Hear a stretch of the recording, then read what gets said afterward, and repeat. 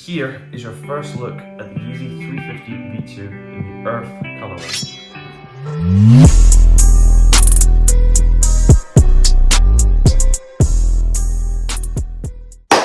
Hello and welcome back to the channel.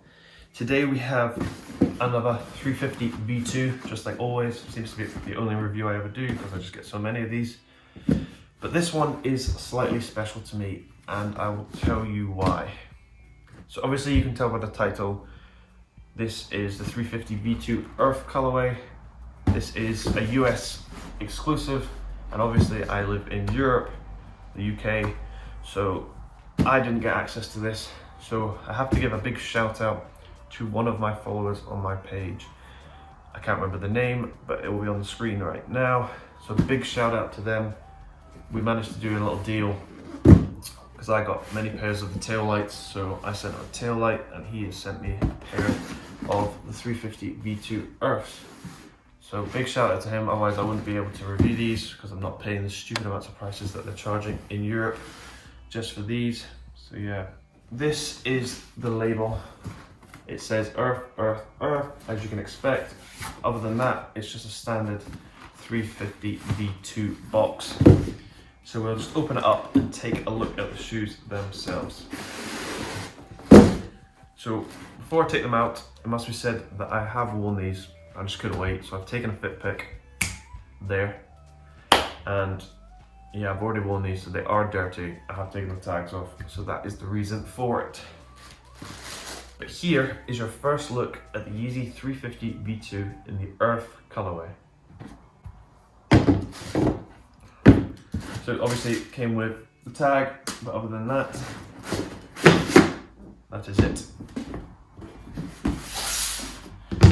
So these released in a pack of 3. The Earth colorway was the US exclusive pair.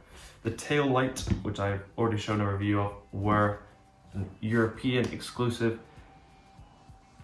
Oh my god, I'm gonna have to remember what the other one's called. It's a yellowy cream one. It was Asia exclusive and I can't remember the name.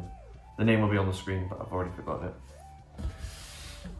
My favourite is definitely the tail light, the European exclusive. I just love a grey shoe, and the orange just gives it something, pops, something different. But my second favourite is definitely these. Before I actually have them in hand, pictures made them look a lot different. And certain lightings even make them look different. In some lightings they're really a light brown, like the Oxford Tan 350 V1, and in other lightings they're really a dark brown. I don't know what it's going to come across on the camera. In hand they are a dark brown, it's almost like a dirty mud, but I'm not against it. It is quite a nice colour. You can wear it with pretty much all neutral tones, which I pretty much did with my fit pic. I wore it with a nice lighter tanned Levi jacket and then just some dark jeans. He was meant to release a really dark green pair, but I guess this is the closest we're ever going to get to that. So the upper is that tonal brown all the way around, but on this pair the laces actually match the upper. Hopefully this is coming across on the lighting. There's practically no difference in the colour. On the sole it is a darker tanned colour going all around the outside, and at the heel it goes even a shade darker to a really dark brown on the back, and then on the bottom that dark brown continues with the boost patch here being a bright yellow, and I have absolutely no idea why they did this. I think this looks completely out of place, but I have no idea why they did this. I know if you wear it long enough it will come off because it is just a layer of paint over the top. You can see it actually has some spillage around the outside. But yeah, I have no idea why they did that, and I think it looks kind of weird. Unlike the Desert Sage and other Yeezys, these have got the original stitching going down the middle. It isn't inverted.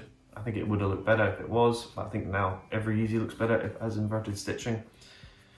This one does come with a pull tab, but once again, it is full brown. I will now just give you some footage of these on foot and in natural lighting, and you can tell me what you think about them in the comments below.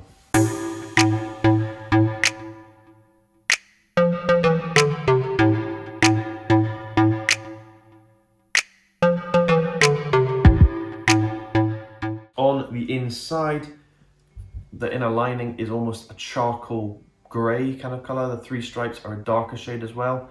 And the insole itself is once again a charcoal grey, and it actually has black on the bottom. Most Yeezy insoles are white on the bottom, but yeah. Once again, in terms of sizing, because I have worn these are just the same as every other 350 V2, so do go a half size up or go true to size and take the insole out, just because they are incredibly tight towards the toe. In terms of the stripe is transparent, but it is a brown, so if you wear white socks or anything underneath or colourful socks, it still will have that brown shade going over the top, so it does kind of mix the colours a bit and does restrict, I guess, what colourful socks you can wear, so do keep that in mind. It does have boost, obviously it's a 350 V2, so they are incredibly comfy to wear, and this is a shoe that I'm probably going to wear quite a lot just because it is that brown, so you won't really care about it being dirty because it is that brown shade anyway, so it does kind of give off that dirty vibe anyway. I've said anyway about 100 times just there, sorry. This was just a short review of the 350 V2 Earth. Hope you've liked it, just talking about the shoe really. This will be up at the same time as a test. Hopefully you get this right, please, because the last couple have been horrendous and everyone's been getting them wrong. So this is just something different. Once again, big shout out to him, he was incredibly nice, was messaging through the whole process, so yeah, big shout out to him.